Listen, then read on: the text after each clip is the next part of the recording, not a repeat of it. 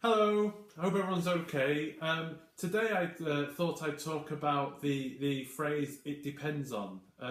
It's a very useful phrase which is a good way of explaining your answer if there are two options to explain. So I put together this board to explain about the phrase. So here you see, it depends on, and in Japanese you'd say, nantoka ni yoru. And so, for example, if someone asks you a question, for example, are you going to the beach this weekend? You might say, otenki ni yotte. And in English, you'd say, it depends on the weather. And then after that, you might want to add to the explanation and say, it depends on the weather. If it's nice weather, I will go. If it's bad weather, I won't go. But usually, just from saying it depends on the weather, people understand what you mean. In the second example, we've got it depends on the time of year. So, for example, if somebody asks you, do you like to go hiking? They might say, it depends on the time of year. And then after that, they might explain, in the autumn and spring, they like to go because it's not too hot or cold, but in the summer and winter, it's either too hot or too cold. Okay. In the third example, this is a very common one, but a bit more difficult to understand.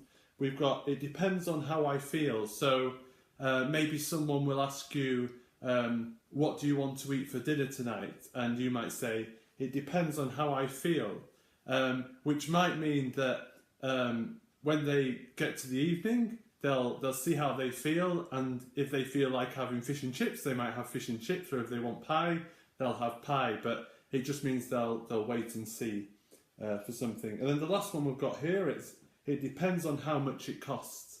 So, for example, if someone asks you, do you want to buy this new television? You might say, it depends on how much it costs.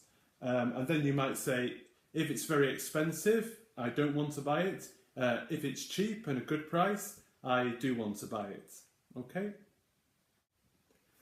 So, as you can see, it depends on is quite a useful phrase, and the examples I gave are just examples, so you can use it in lots of different situations, and it's a very useful tool to indicating to someone that there are two options in your answer. It's not just a fixed answer, so that's why it's a very useful tool.